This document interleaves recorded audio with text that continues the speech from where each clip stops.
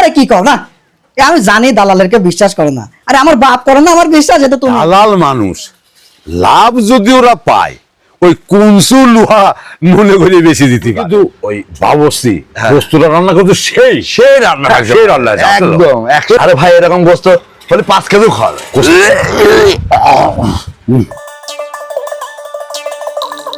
আসসালামু আলাইকুম আলামিন ভাই, এই একটু কথা ছিল। হ্যাঁ বলেন ভাই। একটু মাংস লাগতো, একটু কথা ছিল, আসেন না কে একটু চা খাতে খাতে দুটি কথা কই। আচ্ছা ঠিক আছে, দেখেন আমি একটু কথা বলে আসি। তাহলে 4 অর্ডার দিই ভাই। চা খাবো, ও দেন একটা চিনি বাদে লাল চা দিদি। আচ্ছা সজীব ভাই, ওই যে 2টা চা দাও, একটা চিনি বাদে লাল চা আর একটা চিনি দিয়ে। বলতেছিলাম কি ওই হঠাৎ করে তো অনুষ্ঠান বাড়ি গেছে, আপনারও থাকা লাগবে নি, তাই মন বেরেক মাংস লাগতো না, পত্তা টত্তা করে দেওয়া যেত না? মাংস তো 750 নিচে দেওয়ার মতো নাই, দেশি গরু যে দাম বাড়েছে 750 নিচে একদম দেওয়ার মতো নাই।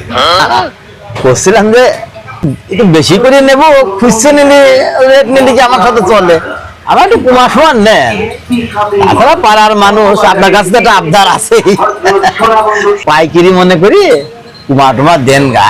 হ্যাঁ বুঝলেন, ভাই গোস্ত লাগবি কবে? ধরেন অনুষ্ঠান তো কাল, আজ বিকালে দিলে ভালো হয় না, খুব ভোরে দিতে হবে। ভোরে? ঠিক আছে, আপনি পরিচিত মানুষ, 700 পর্যন্ত রাখা যাবে না ভাই, এর নিচে করা যাবে না। ভালো গরু হবে নি, দেশি গরু 700 নিচে দিতে পারবো না ভাই। তাহলে আপনারা সবাই কিন্তু কাল যাবেন, হঠাৎ করে অনুষ্ঠান তো, কিছু মনে করবেন না। ঠিক আছে, তাহলে ওই সকালে ভোরে ফজরের নামাজের পর পরই হ্যাঁ আমরা গরু রেডি করে আপনার বাড়ি গোস্ত পাঠা দেবো না। 1.5 মণ? 1.5 মণ দিলেই হবে। আচ্ছা 1.5 মণ ওই 700 টাকার নিচে কিন্তু দিতে পারবো না।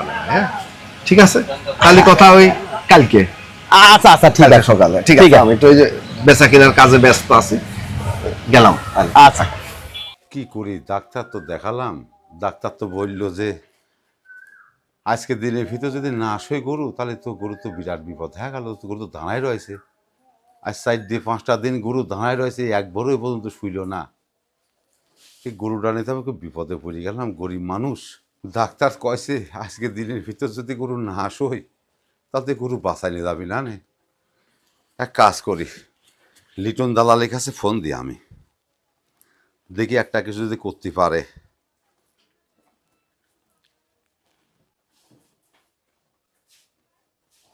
কালকে যে গরুটা নিয়ে আসি, গরুটা 2 দিন বাড়িতে রাখতে হবে, তারপর বেচা লাগবে। দাম তো 2 দিন পরে হবে না, খাতেই যাচ্ছে। ফোন দি দেখি দা।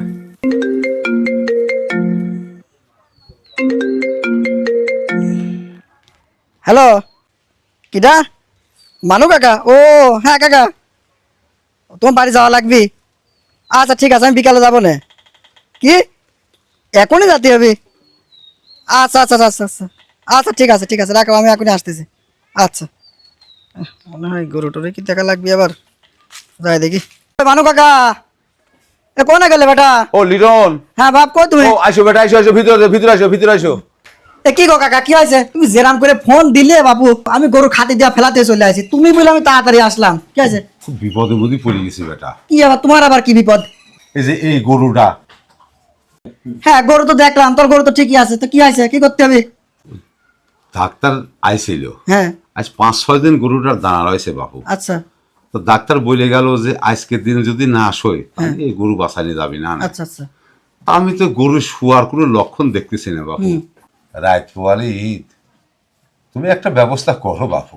আরে দিলে তোমার বিপদে ফেলে, রাত পোয়ালি সবাই তো গরু মরু কিনা হয়ে গেছেন, কি যে করি আমি, কি করব? তুই আমার বাপ, তুই আর পাড়া সওয়াল, আমার বিপদে তুমি আর তোমার বিপদে আমি।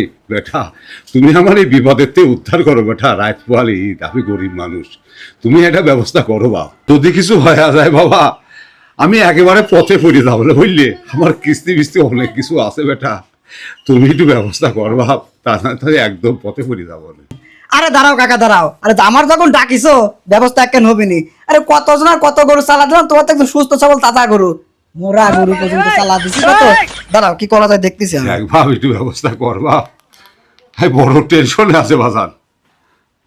হ্যালো, হ্যাঁ হ্যাঁ আলামিন গোসাই। আরে যেটা গরু রয়েছে চালা দিতে হবে।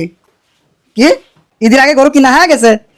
আরে দাম দাম নিয়ে বাঁধবি না নে, গরুটা চালা দিতে হবে, এটাই বড় কথা।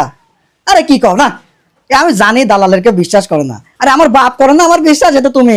আরে একদম সুস্থ সবল গরু, দাঁড়া দাঁড়া ঘাস খাচ্ছে আর মাঝে মাঝে হাম্বা হাম্বা করে ডাকতেছে। হ্যাঁ হ্যাঁ এই যে শুনেছো শুনেছো? আরে শোনায় বড় ফোনটা সাথে নিয়ে আইছে, ভিডিও করে তোমার পাঠা দিচ্ছি, দেখে শুনে তারপর দাম করো। দাম দণ্ডে বাঁধবি না, খালি গরুটা চালা দিতে হবে, সেটাই বড় ব্যাপার। হ্যাঁ হ্যাঁ কি করলে? ওই তুমি যা কইলে তাহলে ওইভাবে একটু ভিডিও টিডিও করে পাঠাও, দেখি যদি পছন্দ হয়। আর এর ভিতর যদি কোনো অর্ডার টর্ডার আসে তাহলে আমি কিনবো না। আচ্ছা আচ্ছা, আরে আমার দিনে 3-4টে গরু লাগে, টেনশন নাই। আমি পাঠাও, দেখে পছন্দ হলে পারে নিচ্ছি। আচ্ছা আচ্ছা, রাখো রাখো, আমার ব্যস্ততা আছে। মানু কাকা, তাহলে তোমার কাম তো হয়ে গেল। ওই ভিডিও করে পাঠা দিছি, কথা কারণ তো হালকা পাতলা হয়ে গেছে। তুমি কোনো চিন্তা করে না, কাম হয়ে যাবে নি, কম বেশি করে ব্যবস্থা করে ফেলবো না। তুমি একদম চিন্তা নিয়ে না, আমি গেলাম। ফোন দিবি নি আটি পরে আমার। দেখো বাবু, যেটা করলে ভালো হয় সেটাই করো, আমার বিপদে তুমি বাঁচাও।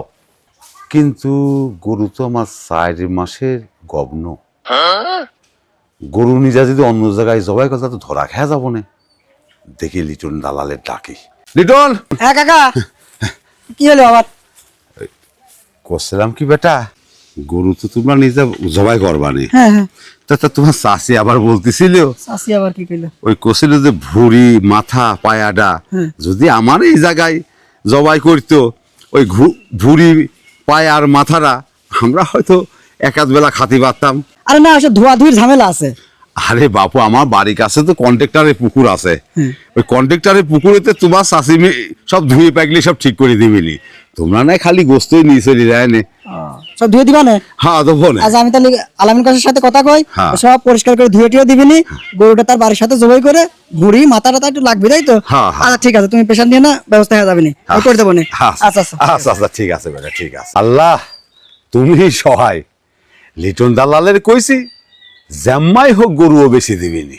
দালাল মানুষ, লাভ যদি ওরা পায় ওই কুনসু লোহা মনে করে বেশি দিতে পারে। এলা কাম পড়ে রয়েছে, একটু বাজারে যাওয়ার দরকার, কি করি। আচ্ছা, মাংস তো অর্ডার দিলাম, আলামিন কষাই কি করলো একটু তো খোঁজ নেওয়ার দরকার।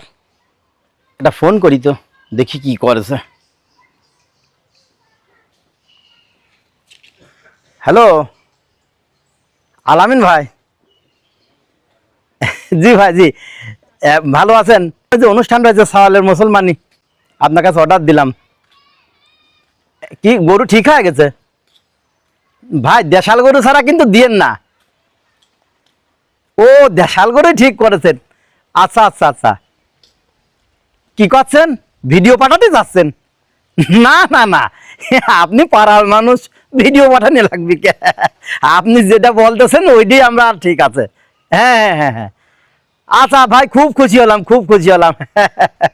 হ্যাঁ, আপনি বাড়ির সবাই মিলে কিন্তু আসবেন ভাই। আচ্ছা আচ্ছা, ঠিক আছে ঠিক আছে। হ্যাঁ আচ্ছা, তাহলে আমি আর কোনো চিন্তা করলাম না, আমি বাজারতে ঘুরিয়ে আসি।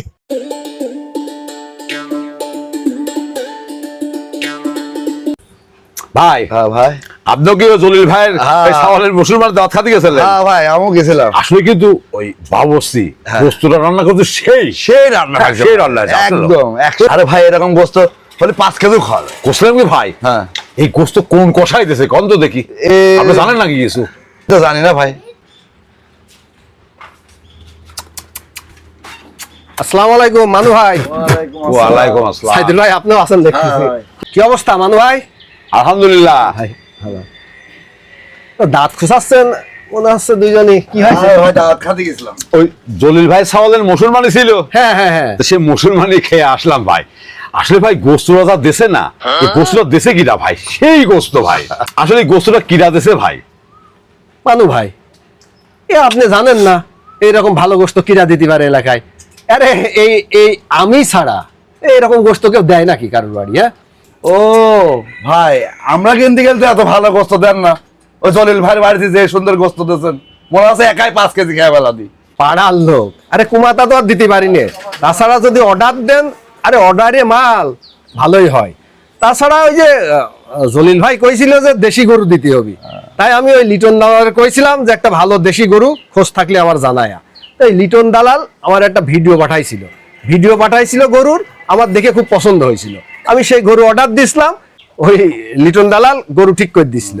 ওই যার গরু তার বাড়ির পাশে বাগানে একদম জবই টবই করে পরিষ্কার পরিচ্ছন্ন করে ওই গোস্তটা পাঠা যাচ্ছে জলিল ভাই বাড়ি। হ্যাঁ, একের গরু হয়েছে, আমি ভিডিও দেখেছিলাম। হ্যাঁ, ভিডিও দেখে দেখি যে একদম দেশি গরু। হ্যাঁ আনু ভাই কি হলো? পেটের মধ্যে খুব সাকাত দিছে ভাই, এখনই হয়ে যেতে পারে। আমি গেলাম ভাই, আমি গেলাম।